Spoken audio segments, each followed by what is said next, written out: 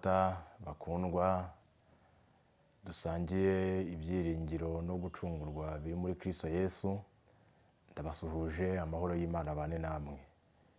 Nongeye kunezezwa cyane n'ibi bihe byiza ijambo ry'Imana riduhaye byo kugira ngo twongere turibumbure kubera yuko ririmo ubugingo bwacu. Nzi neza ko abantu benshi bajya batakaza umwanya ku bintu bitari ngombwa bidashobora no kubaka mu by'ubu buzima, ariko kandi wowe wabashije gutanga igihe cyawe kugira ngo twigane.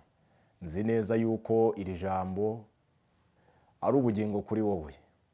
Rero ukeneye kugira ngo urambure ukuboko ko kwizera, hanyuma ubashe gusingira imigisha yose iri muri iri jambo Imana yasezeranye.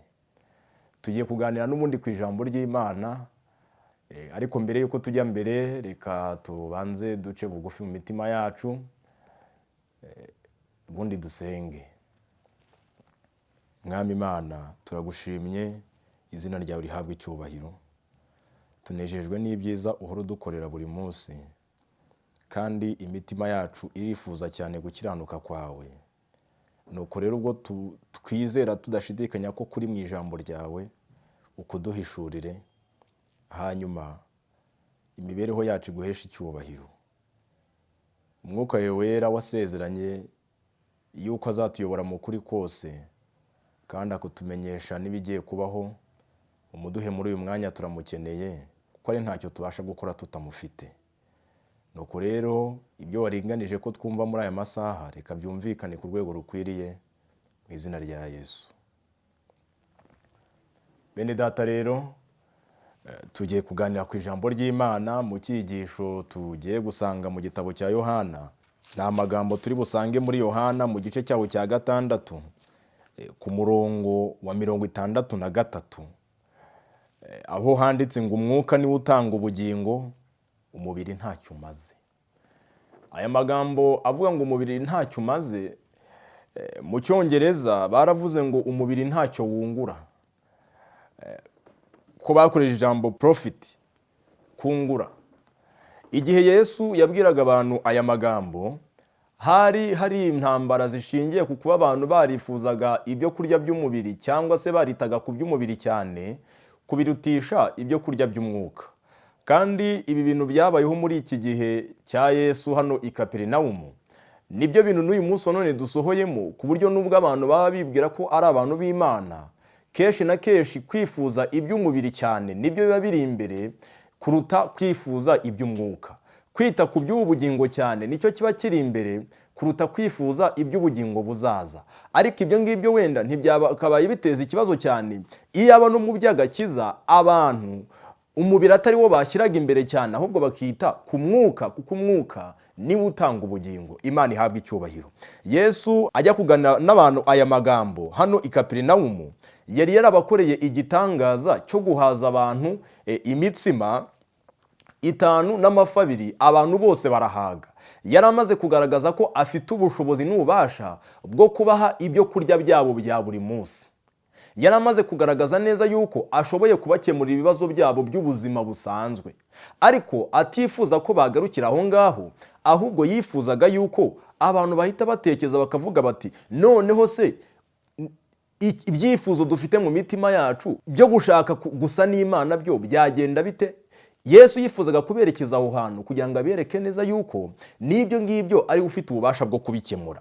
Niyo mpamvu abantu bananiwe gusobanukirwa n'icyo cyigisha bigishije, ahubwo bakomeza kuza bishakira cyane yuko yabakemurira ibibazo by'ubuzima busanzwe bafite by'ingaruka z'icyaha, aho kugira ngo abakemurire ikibazo cy'icyaha ubwabo bagenje bafite. Niyo mpamvu igihe Yesu yarimo aganira nabo, yagerageje kubagaragaza yuko badakwiye gukomeza gushaka iby'umutsima wo mu isi ugaragara ngo bibateshure ku gushaka iby'umutsima w'ubugingo. Igihe Yesu avuga iri jambo umutsima w'ubugingo, cyangwa se igihe avuga umutsima yiyerekezaho, ndetse n'igihe abayuda bifuzaga yuko yabahereza uwo mutsima w'ubugingo, iri jambo umutsima ryakoreshejwe inshuro 12 hano muri iki gitabo cya Yohana kuva ku murongo wa 32 kumanuka hasi, ririmo ryerekeza ku mutsima utanga ubugingo. ubugingo. Iri jambo impamvu ryakorejwe inshuro 12 rero rifite icyo risobanura cyane, kandi kirisobanura nicyo abantu bari bakwiye kwifuza kurutaho. Iyo tugiye mu buturo bwera, ameza y'imitsima yabaga ariho imitsima 12, kandi yashushanyaga Yesu Kristo yuko ari we ubasha guhaza ibyifuzo abantu bagira muri ubu buzima bigendanye n'iby'umubiri ukeneye, apana ibyo udakeneye, ndetse akaba ari nawe ubasha kubahaza mu byo kurya bw'ibyamwuka. Ni nayo mpamvu yakoze ibitangaza 2 byonyine ahaza abantu. Bwa mbere yakoresheje imitsima 5, bwa kabiri akoresha imitsima 7. Iyo iteranyije yombi usanga ari imitsima 12, n'ubundi byongera kutwerekeza mu buturo bwera, aho n'ubundi yashushanyaga Yesu Kristo we mutsima w'ubugingo, kandi we jambo ry'ubugingo witeguye guhaza ubugingo bw'abantu, atabuhagisha kugira ngo bagire ubumenyi gusa, ahubwo akabahagisha gukiranuka kwe, kandi uko gukiranuka kuboneka mu ijambo ry'Imana. Imana ihabwa icyubahiro. Muri iyi minsi rero, nk'uko byari mu gihe cy'Abayuda, dufite ikibazo gikomeye cyane cy'abantu bifuza kugera ku gukiranuka kw'Imana, cy'abantu bifuza gusohoza gukiranuka kw'Imana, ariko babikoze mu mbaraga z'umubiri zabo. Ni nayo mpamvu n'ibyifuzo byabo n'uburyo bashaka Imana baba bashingiye ku ngaruka z'ibintu runaka byabagezeho, ntabwo baba bifuza gukira icyaha mu mibereho yabo. Yesu rero aciye abantu intege bose bifuza gukizwa muri ubwo buryo, arababwiye ati, umurongo wa 63, umwuka niwe utanga ubugingo, umubiri ntacyo umaze. Bivuze iki rero? Nicyo cyisho turi kwiga. Umwuka niwe utanga ubugingo. Ibi bintu byumvikane neza, kandi abantu babone ko ikintu kimwe mu bintu by'ingenzi bakeneye gusaba bakagira nyambere mu mibereho yabo ni ugushaka umwuka wo mu ijuru, ni ugushaka ubugingo bwo mu ijuru, ni ugushaka uburyo ubugingo bwa Kristo bwahinduka ubwabo. Imana ihabwa icyubahiro. Iri somo, iki cyigisho nicyo abantu bari bakwiye guhora biga iteka ryose, kubera ko ngo ni ukuri dutinda kumva kandi tukakwibagirwa vuba. None Yesu avuze ngo iki? Umwuka niwe utanga ubugingo, umubiri ntacyo umaze. Nubwo abantu bashakisha ibintu mu mbaraga zabo birengagije ijwi ry'umwuka w'Imana ribaburira riri mu ijambo ryayo, ibyo bintu ntabwo abantu bazigera babigeraho. Niyo banabigeraho kandi ntabwo bizigera bibonekamo ubugingo nyirizina, ubugingo bw'iteka ryose. Ndifuza cyane yuko ibi bintu byakumvikana. Buriya rero kuba Yesu yaragiye mu ijuru akaba agiye kugaruka, hari inshingano ikomeye cyane twe bidusigira nk'abayoboke ba Kristo. Bwa mbere, mu gitabo Intambara Ikomeye, ku ipaji yaho cyo 335, hari amagambo avuga ngo, muri iki gihe abafite kwizera kudashyitse bari mu kaga gakomeye ko gutsindwa n'ibishuko bya Satani, hamwe n'iteka ryo gucecekesha umutimanama. Ibishuko bya Satani uyu munsi wa none biri ku rwego rukomeye cyane, ku buryo nta muntu n'umwe uzabirokoka kereka gusa abantu bazaba baritaye ku by'umwuka. Naho abantu nibita ku by'umubiri, umubiri akaba ariwo bashyira imbere cyane, bizasoza ibishuko bya Satani bitsinze abantu, kuko umubiri ni umwe mu banzi tugomba guhangana nawo, ariko tugomba kunesheje iki? Umwuka. Tugomba gufata umwuka wera akaba ari unesha umubiri yacu. Niyo mpamvu rero iby'umwuka ari byo bikwiye gushyirwa imbere. Mwuka wera niwe dukwiye guharanira cyane kugira ngo abe mu mibereho yacu. Imana ishimwe cyane. Bano bantu ngo bari munsi y'iteka ryo gutsindwa n'ibishuko bya Satani, biza byiyoberanyije ku buryo kubitahura bigoye. Bya bishuko bya Satani biza byitwikiriye umwambaro w'iyobokamana, bya bishuko bya Satani biza byitwikiriye cyane inzira yo kubaha Imana, yemwe n'inzira yo gushaka Imana. Ibi bishuko bikeneye gutahurwa n'abantu bafite kwizera gushinze imizi mu ijambo ry'Imana. Niyo mpamvu muri iki gihe abantu badafite kwizera gushyitse kuri mu ijambo ry'Imana, ba bandi turimo tubona aha ngaha batazi umurimo w'Imana uwo ari wo, bahora iteka ryose bifuza yuko kumva ibintu mu buryo bishakiye. Nk'uko Abayuda bari biteguye gutsindwa muri buri kantu kose kubera yuko bari baritaye ku by'umubiri cyane, nyamara ntibyagira icyo bibamarira, kugeza ubwo n'agakiza kabo bagashingira mu mbaraga z'umubiri wabo. Uyu munsi wa none dufite iyobokamana rimeze rityo, nyamara Imana ikeneye kubidukiza, kuko bene data dufite igihe gitoya, kandi igihe gitoya dukeneye kugikoresha twunguka iby'umumaro. Ntabwo dukeneye kugikoresha twita ku bintu biryoheye kamere, twita ku bintu bikangura amarangamutima, twita ku bintu bidashobora kugira umuntu byubaka mu by'umwuka. ibyo bintu dukeneye kubyihorera, hanyuma tukita ku bintu bigomba gukuza mwuka w'Imana, umwuka wa Kristo, umwuka wacu, ibitekerezo byacu bikaba ari byo byaguka, tukagira imico y'abatahajuru. Ibyo bintu nibyo dukeneye kwitaho cyane. Icyama Imana ikakwereka ko ari wo murimo w'ingenzi ufite. Haranditse ngo muri iki gihe abafite kwizera kudashyitse bari mu kaga ko gutsindwa n'ibishuko bya Satani hamwe n'iteka ryo gucecekesha umutimanama. Mu yandi magambo, umurimo w'ingenzi abantu bafite bakwiye gukora ibishoboka byose kugira ngo kwizera kwabo kongerwe, bagire kwizera gushyitse, kandi kwizera kuboneka he? Mu ijambo ry'Imana. Niyo mpamvu rero abantu bakeneye kwiga ijambo ry'Imana, by'umwihariko ukuri kw'iki gihe, kugira ngo kubakomereze mu kwizera, hanyuma be kuzatsindwa n'ibishuko bya Satani biza byiyoberanyije, nk'uko abayuda babaga biteguye gusubira inyuma kubwo gucika intege uko ariko kose kwashoboraga kuba kugiye kugenza gute kuboneka. Haranditse ngo ndetse n'ubwo aba bantu bakwihanganira ikigeragezo bazashengurwa n'ububabare ukomeye n'agahinda muri icyo gihe cy'akaga, kuko batigeze bimenyereza kwiringira Imana. Muri iki gihe, igihe abantu benshi batazi amahirwe bafite, bakabaye bagikoresha bimenyereza kwiringira Imana. Bivuze ngo rero Imana ishobora kuyobora umuntu imushyira mu mwanya agomba kwiga kuyiringira, ariko iyo abantu badasobanukiwe n'ibyo bintu bisoza batakaje igihe cy'agaciro kenshi, bakazacyumva mu gihe kizaza. Niba hariho guhusha intego gukomeye kuri uyu munsi wa none, ni uko abantu batiringira Imana ngo bayitegere ku byo yavuze. Barakomeje baravuga ngo amasomo yo kwizera bazaba barasuzuguye bazategekwa kuyiga ku gahato muri icyo gihe cy'umubabaro batakibishobora. Uyu munsi niba hari isomo ry'ingenzi abantu bakabaye biga, ibindi bintu bakabyitondera, ni amasomo yo kwiringira Imana, kwiga kwizera Imana. Abantu benshi bazagera mu bigeragezo, cyangwa se n'uyu munsi wa none bagiye gusakirana n'ibigeragezo bize gusoza, baritaye ku by'umubiri, baribwiye ko bafite kwizera Imana, nyamara kwizera Imana nta kuri mu mibereho yabo. Bivuze iki rero? Niba turi gushaka kwimenyereza amasomo yo kwizera mu ijambo ry'Imana, niho hantu hambere kwizera tugomba kukubonera, kuko kwizera guheshwa no kumva, no kumva kukazanwa n'ijambo ry'Imana. Kandi Yesu Kristo ubwo yavuze ko ari umutsima w'ubugingo, bivuze ngo ubugingo bukomoka mu kurya umubiri n'amaraso bya Kristo, ari byo byo kwiga ijambo ry'Imana. Niyo mpamvu icyo Yesu yavugaga hariya ngo umwuka niwe utanga ubugingo, umubiri ntacyo umaze, yavugaga yuko amagambo y'Imana ari abantu bakwiye guha agaciro, by'umwihariko amagambo ya Kristo, apana amagambo y'abanditsi n'abafarisayo, apana amagambo y'abayobozi b'amadini, amagambo ya Kristo akomotse mu byanditswe byera. Niyo buri munsi umuntu wese ushaka ubugingo buhoraho yarakeneye kwiga, kandi by'umwihariko agaharanira kugira ngo kwizera afite muri yo kubashe gukura, kandi gukujijwe n'iki? No kugenzura, no kwimenyereza kugenzura amasezerano y'Imana. Amagambo akurikiyeho haranditse ngo iki ni cyo gihe dukwiye kwimenyereza ubwacu kugenzura amasezerano y'Imana. Imana ishimwe cyane. Iki ni igihe dukwiye kwimenyereza ubwacu kugenzura amasezerano y'Imana. Kubera iki?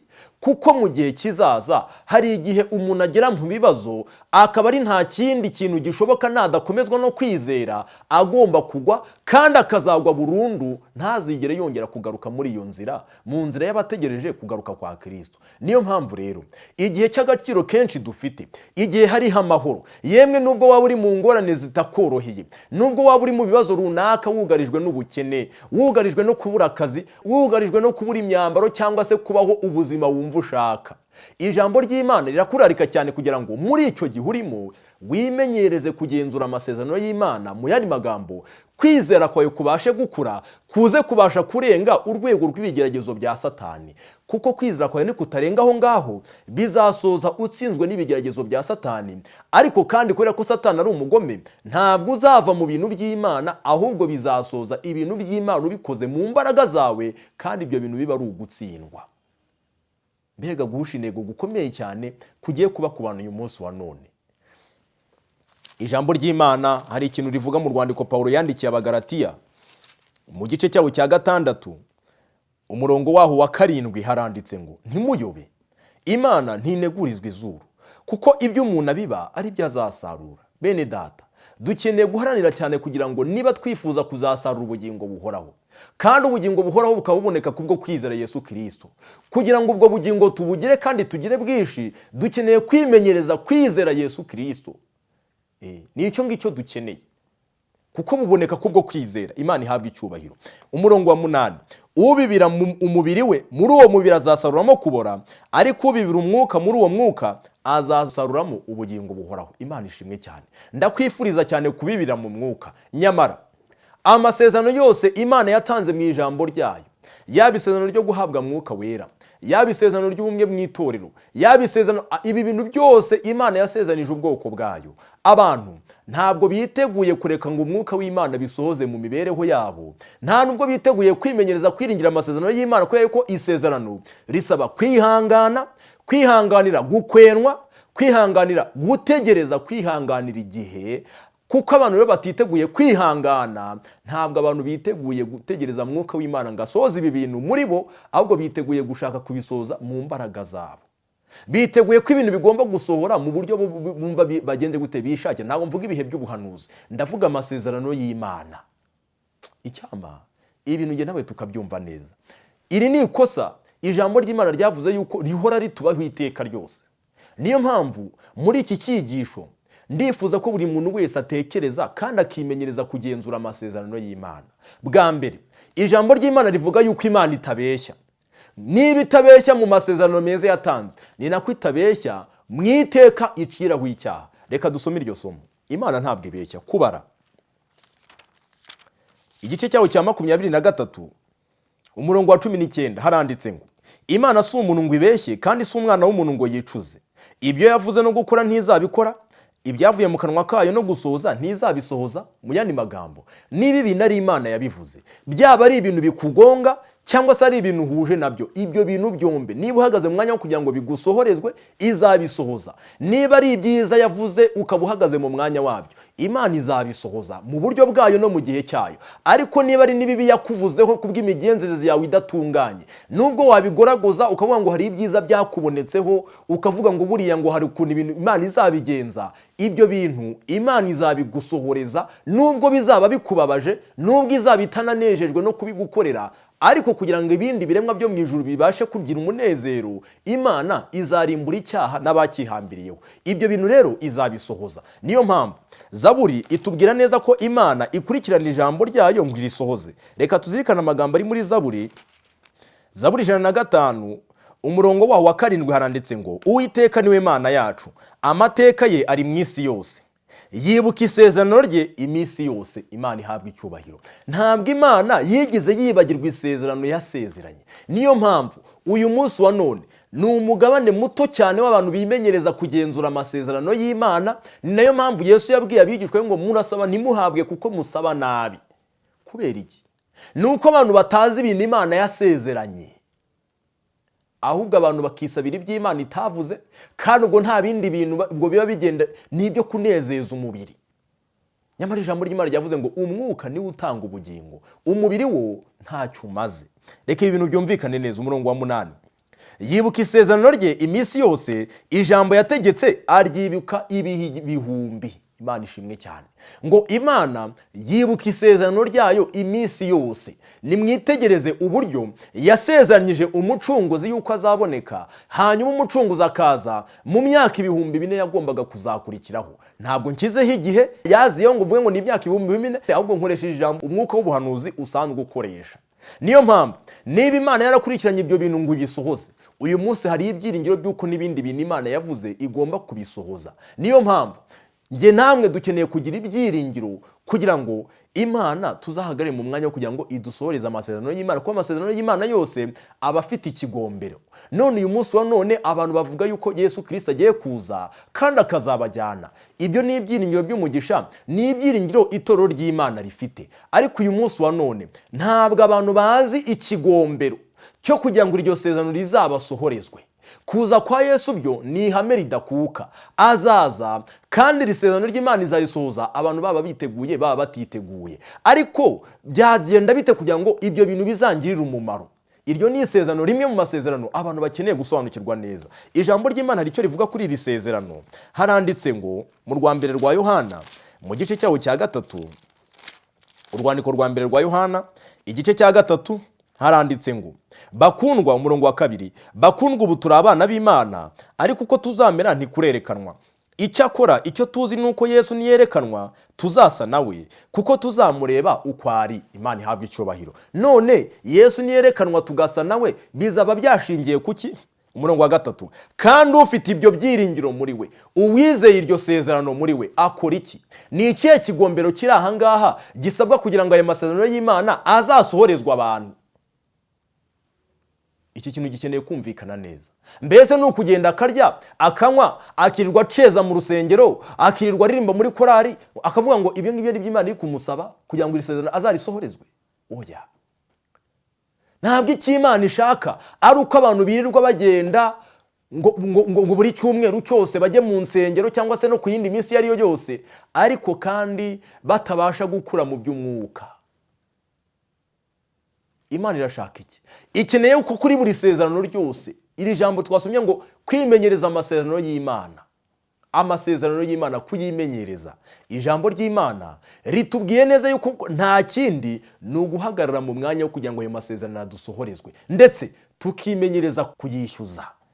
Haranditse ngo kandi ufite ibyo byiringiro muri we yiboneza nk'uko waboneye. Mu yandi magambo, niba twifuza kuzasa na Yesu, dukeneye kwiboneza nk'uko nawe agenje ate aboneye. Nyamara uku kuri kuko tugomba guhagarara, Imana ikazadusohoreza amasezerano yayo, tukayitegereza. Ibi bintu bigoye ubwenge bw'abantu benshi. Ntabwo abantu bifuza kwimenyereza amasezerano y'Imana kandi ngo bayagenzure. Ntabwo abantu bifuza ko kumva yuko umwuka ari ufite akamaro, Mwuka Wera, ngo bumve yuko bamukeneye, ngo Mwuka bamurarike mu mitima yabo azayitsinde. Ahubwo abantu barifuza gusohoza ibintu byose mu bushake bwabo. 95% by'ubuzima bw'abantu Mwuka Wera ntabwo abyigaragazamo. Iyi niyo mibereho y'abakristo dufite uyu munsi wa none. Niba udafite ijambo ry'Imana mu mibereho yawe, ubwo nta n'Umwuka Wera ufite, nta no kwizera ufite yewe. Nuko biri. Mu gitabo cy'amaganya Yeremiya igice cya 3 umurongo wa 25 haranditse ngo Uwiteka abereye mwiza abamutegereje n'ubugingo bw'umushaka. Imana ishimwe cyane. Abantu bategereza Uwiteka kandi bakamushaka, ngo abo bantu Uwiteka babereye mwiza. Niyo mpamvu kuri buri sezerano ryose dukeneye kurishikamamo, kandi tukazajya twishyuza Imana amasezerano tuyibutsa tuti Imana wavuze ibi bintu, turifuza yuko bisohoreza mu bugingo bwacu. Ndetse hari isezerano ryiza cyane riboneka muri Zaburi ya 89. Ni ijambo ryiza nifuza yuko buri muntu wese azirikana.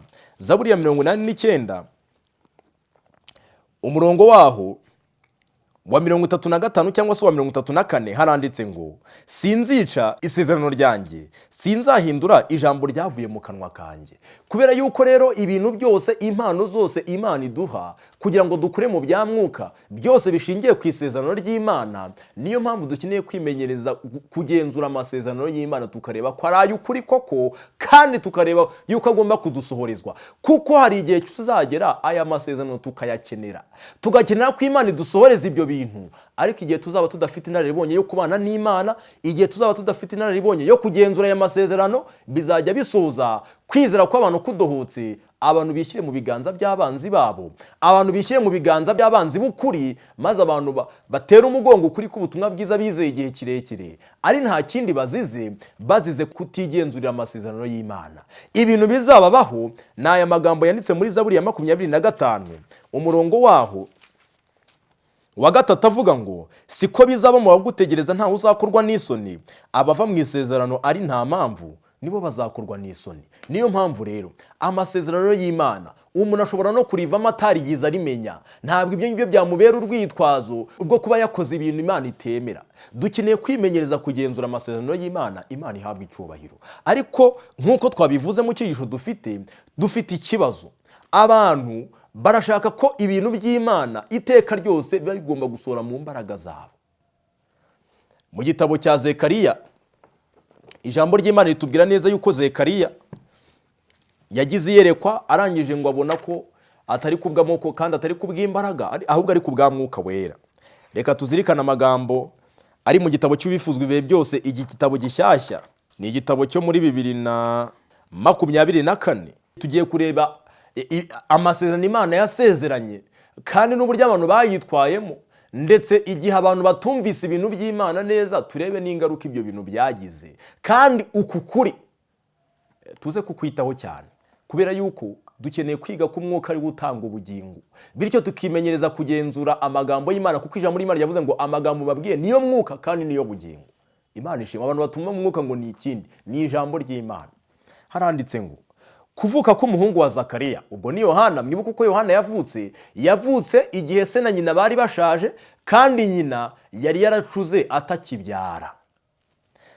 Kuvuka k'umuhungu wa Zakariya kimwe no kuvuka k'umuhungu wa Aburahamu, ubwo ni Isaka, ndetse n'uwa Mariya, byagombaga kwigisha icyigisho cy'ukuri kw'iby'umwuka gukomeye, ukuri dutinda kwiga kandi twibagirwa vuba. Hano haranditse ngo kuvuka kwa Yohana, kuvuka kwa Isaka no kuvuka kwa Yesu Kristo byagombaga kwigisha abantu icyigisho cy'ukuri kw'iby'umwuka, ukuri dutinda kumva tugahita tukwibagirwa vuba.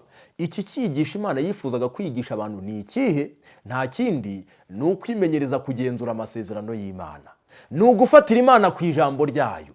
Abantu bategera Imana ku ijambo yavuze, kandi mu bibaho mu buzima, nubwo ingorane zaba zibugarije, nubwo akaga n'amakuba baba babona bibasatiriye, bakihisha muri iri jambo, aba bantu nta kibazo bazagira.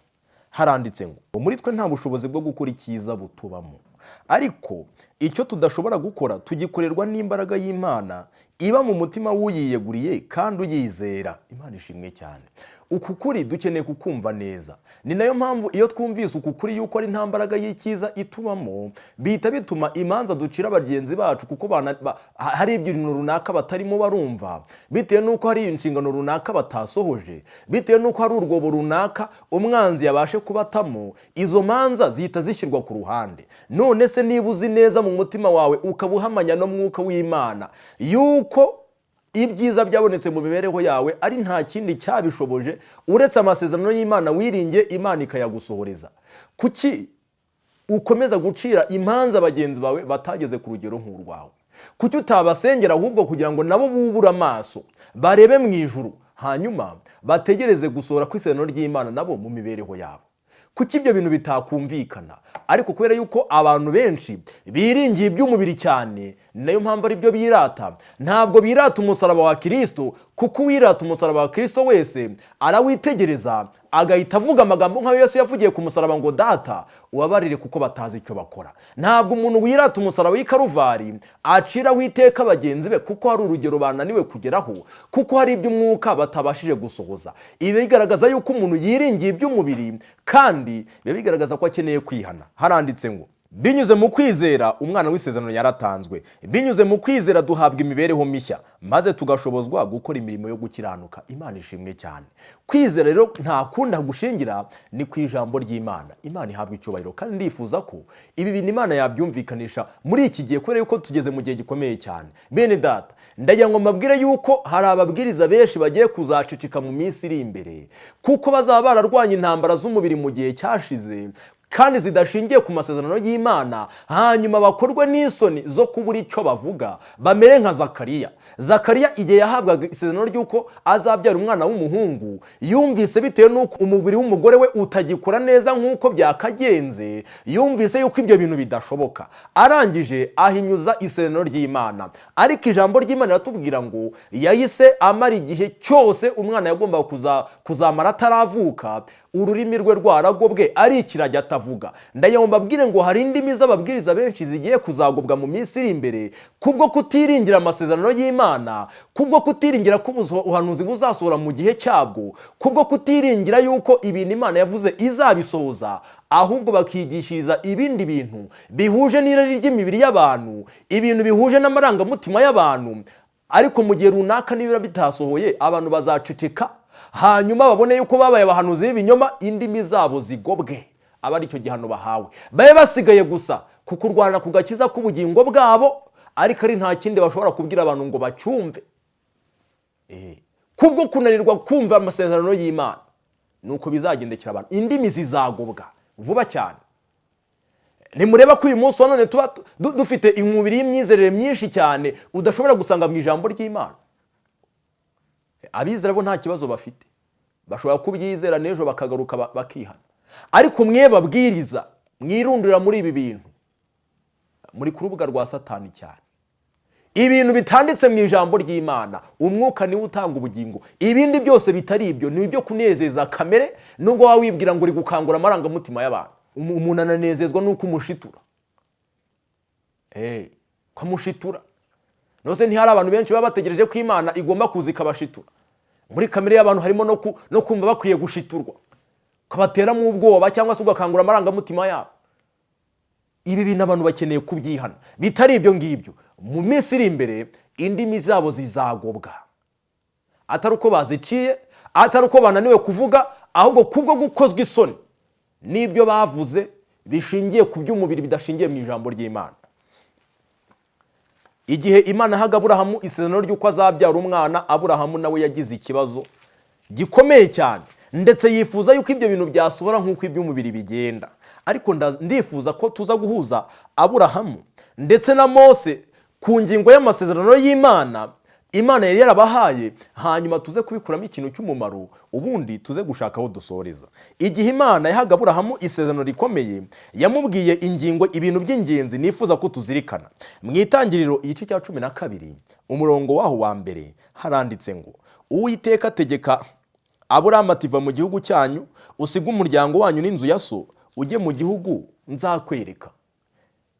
2, numara gukora ibyo, nzaguhindura ubwoko bukomeye, nzaguha umugisha, nzogeza izina ryawe, uzaba umugisha. Mu yandi magambo, Aburahamu igihe ikintu Imana yamusabaga kugira ngo izamukorere ibi bintu, kuko ntiyabyaraga, izamuha umugisha, izogeza izina rye, kandi izagwiza urubyaro rwe, yamusabaga kuva mu gihugu cy'iwabo akajya mu gihugu Imana izamwereka, kandi muri icyo gihugu agakomeza kuhategerereza yishyuza kandi yiringiye amasezerano y'Imana.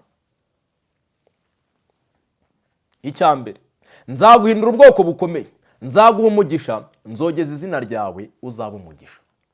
Buriya hari ibintu bitangaje isezerano ry'Imana ryari rikubiyemo. Haranditse ngo, nzaguhindura ubwoko bukomeye, nzaguha umugisha. Aburahamu iteka ryose yireberaga kuri iri jambo rivuga ngo nzaguhindura ubwoko bukomeye, nyamara hari n'andi masezerano yari ahari. Niyo mpamvu kuko yitaga ku by'umubiri cyane, Aburahamu yabaga ashaka ko isezerano Imana imusohoreza gusa ari iri rya mbere rivuga ngo nzaguhindura ubwoko bukomeye. Nyamara Imana ivuga ko iki ngiki atari cyo gikomeye, ahubwo igikomeye ni uko abantu bahabwa izina rishya n'Imana. Niyo mpamvu Yesaya 56 havuga ngo iby'inkone zitigeze zibyara, ariko zikitondera amategeko y'Uwiteka, zigashyira ibyiringiro muri Yesu Kristo, ngo Imana izabiha izina riruta kugira abahungu n'abakobwa. Haranditse ngo ibi bintu bitatu Imana yari isezerano y'Aburahamu yagombaga kubisohoza mu gihe ndetse no mu buryo bwayo. Nyamara Aburahamu we yashatse kubisohoza mu buryo bwe.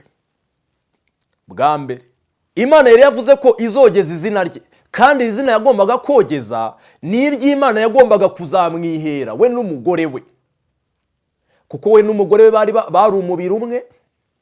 Igihe Imana yahinduraga Aburahamu izina, yanarihinduye umugore we.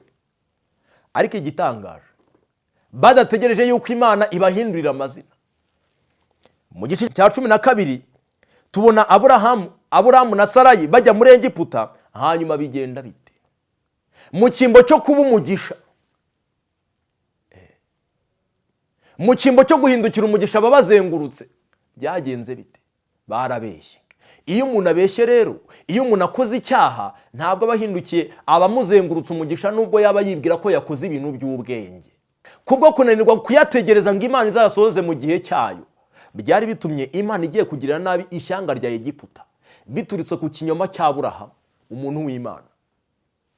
Haranditse ngo inzara itera muri icyo gihugu, Aburahamu aramanuka ajya muri Egiputa, asuhukirayo kuko inzara yari nyinshi muri icyo gihugu.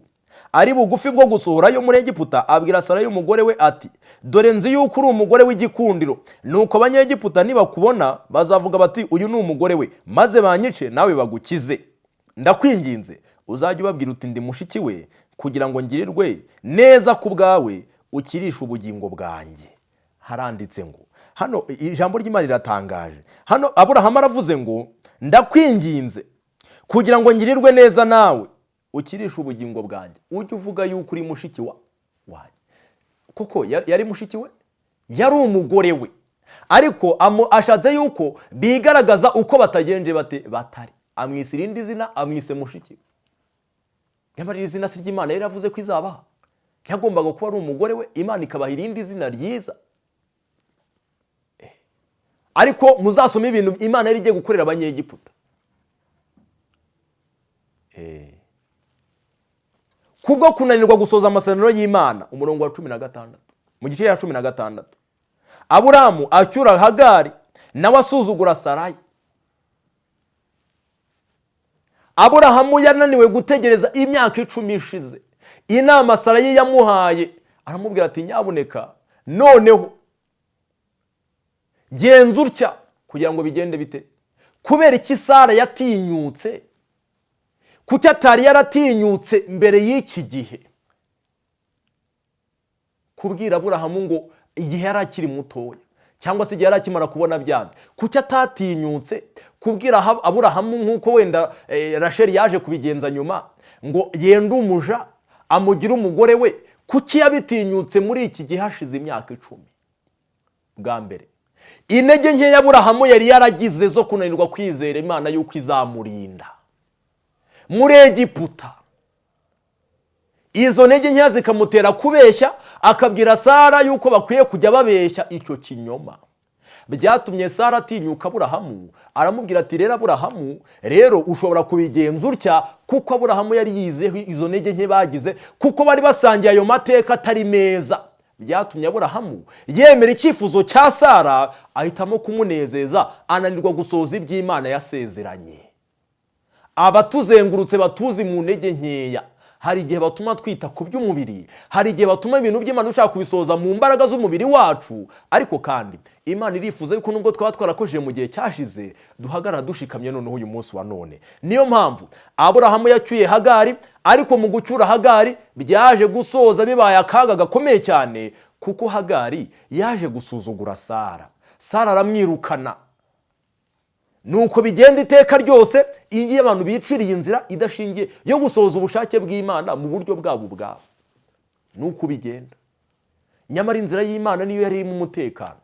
Kwihangana gusa abantu bagatsindishiriza Imana byarabananiye n'uyu munsi wa none. Imana ishimwe cyane. Nyamara ikintu cya mbere Imana yakoreye Aburahamu ijya kumuha umugisha, igihe cy'isezerano kigeze, iyo abantu bihannye Imana irabababarira. Imana yaraje ihindura izina rya Aburahamu n'irya Sarayi kugira ngo izogeze izina ryayo. Yagombaga kogeza izina ryabo ari uko yabanje kubaha izina rishya. Uyu munsi wa none Yesu yifuza kuvuga izina ryawe imbere ya Data n'imbere y'abamarayika, ariko ntabwo yifuza kuvuga rya rindi risanzwe rikwibutsa amateka yawe y'icyaha. Arifuza kuguha izina rishya, uwo mugisha ukawutahana, kugira ngo abone uko azajya kukuvuganira imbere ya Data wa twese n'imbere y'abamarayika. Icyamage nawe tugahagarara mu mwanya wo kugira ngo duhabwe izina rishya n'Imana, tugahabwa imico mishya, imico y'abatajuru. Imana ihabwa icyubahiro. Niyo mpamvu kugira ngo Imana yibutse Aburahamu na Sara, by'umwihariko Aburahamu, yuko gusohora kw'isezerano ryayo bidashingiye mu mbaraga z'umubiri, yabahaye ikimenyetso cyo gukebwa. Hanyuma ibingibi byari ikimenyetso kivuga iki? Uyu munsi wa none hari n'abantu babishingiyeho mu gakiza, ndetse abantu bakumva yuko icyo kintu ari ikintu cy'ingenzi cyane Imana irimo irasaba. Oya, ntabwo ari uko bimeze. Bene data, ibingibi Imana yabisabaga icyo gihe kubera yuko byari bifite icyo bisobanuye, kandi uku kuri ntacyo bimaze kuba ushobora kuba wakebwa bisanzwe. Ariko kandi kimwe n'indi mihango yose mu itorero, nubwo wabatizwa, nubwo warya ifunguro ryera, nubwo wakora ikindi kintu icyo ari cyo cyose, ariko ukuri kw'iby'umwuka, ibyo bintu byigisha kudashinze imizi muri wowe, kutanditswe mu mutima wawe, ibyo bintu nta kintu byaba bimaze. None gukebwa byigishaga iki? Nk'uko bagombaga gukata uriya mubiri bakawujugunya, byagombaga kwerekana yuko umubiri ntacyo umaze, bityo umwuka w'Imana ari ukenewe kugira ngo usohoze amasezerano y'Imana. Imana ihabwa icyubahiro. Niyo mpamvu rero abantu bakeneye kumva ibi bintu neza. Umwuka niwe utanga ubugingo, umubiri ntacyo ugenza ute umaze. Niyo mpamvu Aburahamu yabiherewe iki kimenyetso cy'isezerano nko gukata umubiri bakawujugunya kugira ngo berekane yuko iby'umubiri ntacyo bimaze. Ibifite agaciro ni Imana ifite ububasha, ni Imana isohoza byose. Hanyuma inshingano abantu bafite rero ni ukugira ngo bahagarare mu mwanya wo kugira ngo basohoze iby'Imana yabavuzeho. Mbese ni gute abantu bagombaga kubihagararamo? Mbese ni gute Aburahamu yarakwiye guhagarara muri uyu mwanya? Nta hundi. Reka tubisome neza mu Itangiriro igice cya 18 umurongo waho wa 18 haranditse ngo kuko Aburahamu atazabura guhinduka ubwoko bukomeye bw'ubunyamaboko, kandi amahanga yose yo mu isi azaherwa umugisha muri we.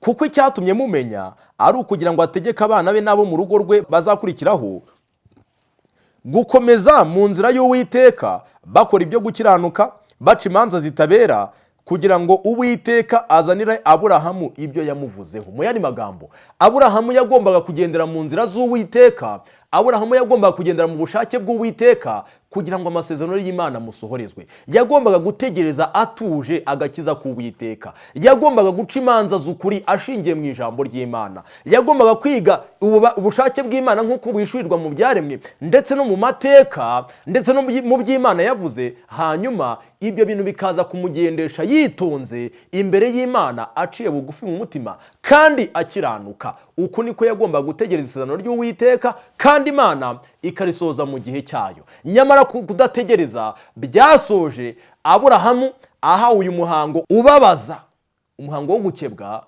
kugira ngo umwibutse yuko bigenda bite, umwibutse yuko umwuka ari utanga ubugingo, umubiri ntacyo ugenda ute, ntacyo umaze. Igihe Mose Imana yasezeranaga yuko ari uzacungura Abisiraheli, Mose nawe yaje kugwa mu makosa ameze nk'aya Aburahamu yakoze. Ayo makosa ni ayahe? Mu gice cya 2 cyo kuva umurongo wa 11 haranditse ngo icyo gihe Mose amaze gukura asanga bene wabo, abona uburetwa barimo. Bukeye abona umunyegiputa akubita umuheburayo muri bene wabo, akebaguza impande zose, abona nta muntu uhari, yica uwo munyegiputa amuhisha mu musenyi.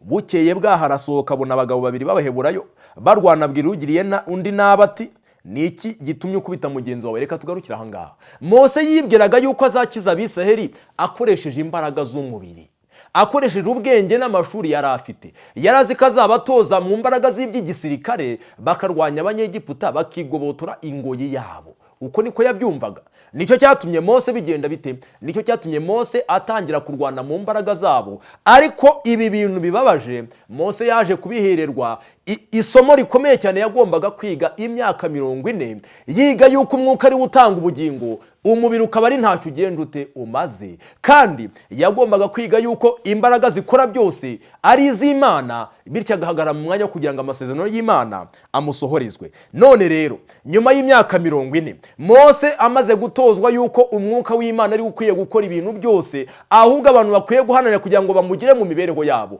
bakwiye gukora ibishoboka byose, bakwiye gusenga, bakwiye gutitiriza, bakwiye gusabira isezerano ryiza ry'agahozo, ndetse bakamenya yuko Imana yiteguye kuriha abantu bari bisaba nk'uko biruta uko ababyeyi bifuza guha abana babo ibyiza. Mose iri somo amaze kuryiga, Mose yaciye bugufi, hanyuma ategereza icyo Uwiteka azakora. Kubwo gutinda kuri icyo gihe rero Mose yarazi ko Imana yabivuyemo. Mu gice cya 3 cyo kuva tuhasoma Imana yongera kubonekera Mose, iramubwira ngo noneho jya muri Egiputa, ubwoko bwanjye ugenze ute ubukureyo. Nyamara Mose ntabwo yabashije kwemera muri ako kanya. Yarazi uburemere bw'uyu murimo, yarazi ko atawukora mu mbaraga ze. Nuko Mose abanza gukenera ibihamya by'uko Imana izabana nawe. Aburahamu ibihamya by'uko Imana igiye gusoza isezerano kwari ukumuhindurira izina n'iry'umugore we. Ariko Mose wese icyo yari akeneye, Mose yari akeneye ko Imana noneho imubwira izina ryayo. Niyo mpamvu Imana yagombaga kurimubwira kabiri. Imana yagombaga kumwigisha gukora ibitangaza. Ariko ndifuza yuko tuza kutinda ku magambo ari mu murongo wa 18 akaza kutugeza ku musozo. Kimwe na Aburahamu, Mose nawe yari yarashatse kunezeza umugore we, ananirwa gusohoza iby'Imana yavuze. Bigenda bite? Reka twumve. Mose aragenda asubira kwa Yetiro sebukwe aramubwira ati ndakwinginze reka nsubire muri bene wacu bari muri Egiputa menye yuko bakiriho. Yetiro asubiza Mose ati genda amahoro. Uwiteka abwirira Mose Midiyani ati genda usubire muri Egiputa kuko abantu bose bashakaga kukwica bapfuye. Imana yabwiye Mose iti ntugire impungenge z'abashakaga kukwica kuko bamaze kugenza gute, bamaze gupfa. Ariko ikibazo umva amagambo, Mose ajyana n'umugore we n'abana be abashyira ku ndogobe asubira mu gihugu cya Egiputa kandi yitwaza ya nkoni y'Imana. Bukeye ari mu rugendo Uwiteka amusanga mu ndaro yarayemo ashaka kumwica. Imana yasezeraniye Mose yuko abantu bashaka kumwica bagenze gute, bapfuye. Ariko Imana ubwayo iraza ishaka kwica Mose. Byari bitewe n'iki? Buriya hari igihe abantu batinya uburakari bw'abantu, bagatinya ibihano bashobora kuzahabwa, bagatinya kuba bagira ibihombo muri ubu buzima. Ariko ibyo ngibyo ntabwo ari byo bikwiye gutuma abantu, bikwiye guhagarika abantu imitima. Kuko turi kubona Mose nubwo ubwoba bw'abashaka kumwica bwari bwavuyeho, ariko igihe cyose yari atujuje iby'Imana yavuze, igihe cyose ataratanze urugero rwo kumvira amasezerano y'Imana, Mose Uwiteka araje kumwirimburira kubera yuko atarahesheje Imana icyubahiro. Niyo mpamvu uyu munsi none nubwo abantu batazagira ikibazo muri ubu buzima, niba ari abantu bari mu murongo unyuranye n'iby'Imana yavuze, uko byagenda kose bazasakirana n'uburakari bw'Uwiteka. Niyo mpamvu Mose yarazize iki? Reka tucyumve. Maze Zipora yenda isarabwayi akeba umunwa w'icyo umwana we yambariye awujugunya imbere ya Mose aramubwira ati nukuri umbereye umukwe uvusha amaraso. Byari bisobanuye iki? Yahise yenda umugore wa Mose, nubwo Mose yari yarakoze ibi bintu kugira ngo amunezeze, ariko uyu mugore yarabyitegereje, arangije none haravuga ngo reka mfate iya mbere mu kugira ngo bigende bite, mu kugira ngo iki kibazo ngikemure. Akeba umwana we kandi ibi bintu yarakoze. Nubwo Mose yari yaravuye muri Egiputa ahunze kubwo kwiringira umubiri, Mose igihe yaragaragaye yuko yiringiye noneho imbaraga z'Imana, umwuka w'Imana yuko ari uzamushoboza umurimo, Mose ntabwo yigiza kuri ikimenyetso cy'iryo sezerano aricyo cyitwa gukeba umwana we. Ahubwo Mose yaragiye kujya muri Egiputa, ariko umwana we adakebwe. Mu yandi magambo, Mose ntabwo yaragaragarije mu bikorwa bye yuko umwuka ari gutanga ubugingo, umubiri ntacyo ugenda ute, ntacyo umaze. Bityo rero kuba icyo kintu ataragishyize mu gaciro, Uwiteka aragiye kumurimbura. Kandi Mose yari buze kurimbuka kuko ntabwo byari bigaragaye yuko adakwiye kuba umuyobozi w'ubwoko bw'iki, bw'Imana.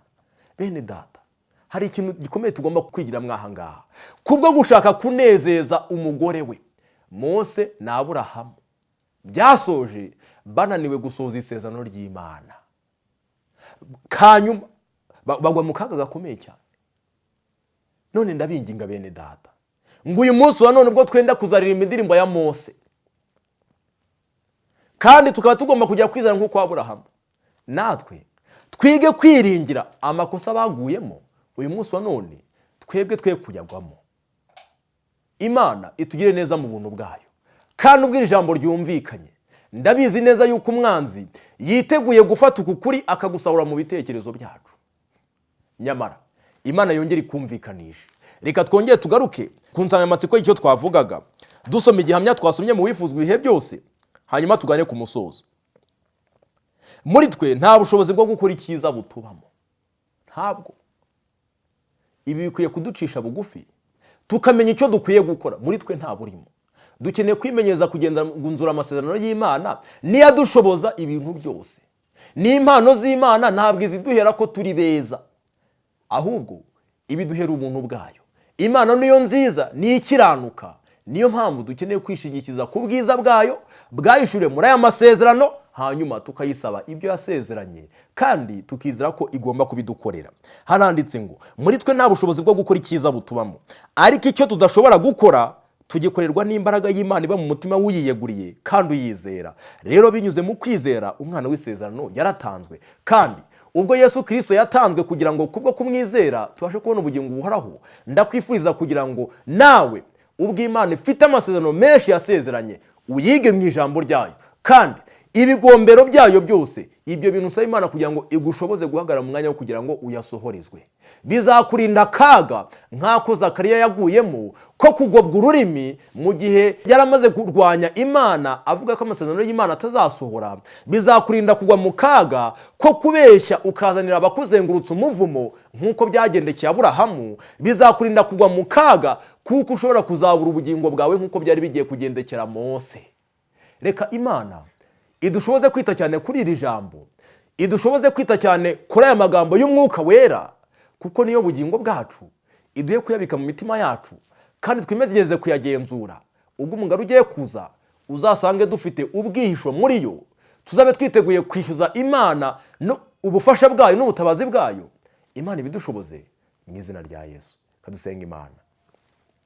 Mwami Imana yacu, turagushimye, uhabwe icyubahiro. Utwigishije yuko dukeneye kugenzura amasezerano yawe kandi ko umwuka wawe ari gukora byose. Ni ukuri dutinda kumva kandi tukakwibagirwa vuba. None ubwo ubiduhishurishije umwuka wawe binyuze muri iri jambo, ubyandike mu mitima yacu. Kandi ibyo mu mitima yacu bituma iba nk'imibiri itakebwe, bikurirwemo kugira ngo amasezerano y'umwuka wawe wera abe ari yahandikwa. Kandi amategeko yawe aba ari yegererezwa muri mitima yacu no mu mibereho yacu, kugira ngo ube witeguye kutuzanira ibyo watuvuzeho, maze uherwe icyubahiro muri twebwe. Nuko rero ubuntu bwawe bukora ku mitima y'abanyabyaha kandi bugakiza, aba ari bwo bubana na buri wese umaze kumva iki cyigisho, mu izina rya Yesu.